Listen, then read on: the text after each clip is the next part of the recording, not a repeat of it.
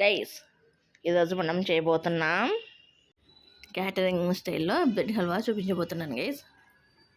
ఇది ఎంత బాగుంటుందంటే అలా నోట్లో వేసుకోగానే వెన్నెలా కదిలిపోతుంది. అంత సాఫ్ట్గా అంత టేస్టీగా ఉంటుంది ఈ బ్రెడ్ హల్వా. మన సౌత్ ఇండియన్ పెళ్ళిళ్ళల్లో ఈ బ్రెడ్ హల్వా అనేది ఖచ్చితంగా మనకి వడ్డిస్తారు. అలాంటి బ్రెడ్ హల్వాను నేను చూపించబోతున్నాను గైస్. టేస్ట్ మొత్తం అదిరిపోతుంది. అందరూ తప్పకుండా ట్రై చేయండి గైస్. చాలా అంటే చాలా బాగుంటుంది. దీనికి ముందుగా మిల్క్ బ్రెడ్ను ఫ్రెష్ది తీసుకోవాలి. నేను కొంచెం ఎక్కువ క్వాంటిటీలో చూపిస్తున్నాను గైస్. వీటిని డీప్ ఫ్రై చేసేటప్పుడు మనకు ఎక్కువ ఆయిల్ పీల్చకుండా ఉండాలంటే ఒక 5 నుంచి 10 నిమిషాలు అలా వదిలేసేయండి. బయటికి తీసేసి మామూలు గాలికి మనకి కొంచెం ఆరిపోతాయి.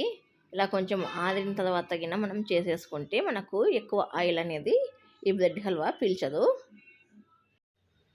ఇలా ఈ బ్రెడ్ పీసెస్ కన్నిటికి సైడ్కుండే బ్రౌన్ పార్ట్ని తీసేసుకొని వీటిని మీకు ఏ సైజులో కావాలంటే ఆ సైజులో చిన్న చిన్న పీసెస్గా కట్ చేసుకోండి. నేను ఇట్లా చిన్న పీసెస్గా కట్ చేసుకున్నాను. తర్వాత స్టవ్ పైన ఒక ప్యాన్ పెట్టేసుకొని డీప్ ఫ్రైకి తగ్గట్టుగా ఆయిల్ వేసేసుకొని ఆయిల్ మీడియం హీట్ అయిన తర్వాత మనము ఇలా ఈ వీడియో క్లిప్లో చూపించిన విధంగా ఈ బ్రెడ్ స్లైసెస్ అన్నిటినీ వేసేసుకొని 2 వైపులా తిప్పుకుంటూ బాగా దొరగా వేపుకోవాలి. గోల్డెన్ షేడ్కి వచ్చేట్లుగా బాగా వేపుకోవాలి. ఇలా గోల్డ్ కలర్లోకి వచ్చిన తర్వాత వీటన్నిటిని తీసి పక్కన పెట్టేసుకోవాలి. చూడండి గైస్, మనము క్యాటరింగ్ స్టైల్లో చూపిస్తున్నాం కాబట్టి మనం కొంచెము దోరగా వేపుకున్నాము, కొంచెం ఎక్కువగా. మరి లేట్గా వేపుకోకూడదు. క్యాటరింగ్ స్టైల్ అంటే కొంచెం డార్క్గా ఉంటుంది కదా, కాబట్టి మనం కొంచెం ఎక్కువే వేపుకున్నాము. ఇలానే మొత్తం అన్ని బ్రెడ్ స్లైసెస్ని డీప్ ఫ్రై చేసేసుకోవాలి. మొత్తం అన్నీ ఇలా వేపుకున్న తర్వాత మిగిలిన ఆయిల్ని పక్కకు తీసేసుకొని అదే ప్యాన్లోకి ఒక 2-3 టేబుల్ స్పూన్ల నెయ్యి వేసేసుకోవాలి. ఈ నెయ్యి కాగిన తర్వాత దీంట్లోకి డ్రై ఫ్రూట్స్ వేసుకొని వేపుకోవాలి. నేను జీడిపప్పు, ద్రాక్ష 2 ద్రాక్ష వేసుకొని లో ఫ్లేమ్లో దొరగా వేపుకుంటున్నాను. వీటిని ఇలా బాగా వేపుకున్న తర్వాత తీసి పక్కన పెట్టేసుకోవాలి. అదే ప్యాన్లోకి 1 కప్పు చక్కెర వేసుకొని 1 కప్పు నీళ్లు కూడా వేసేసుకోవాలి. వేసేసుకొని మీడియం ఫ్లేమ్ టు హై ఫ్లేమ్లోకి స్టవ్ని అడ్జస్ట్ చేసుకుంటూ ఈ చక్కెర మొత్తం బాగా కరిగేంత వరకు బాగా కలుపుకోవాలి.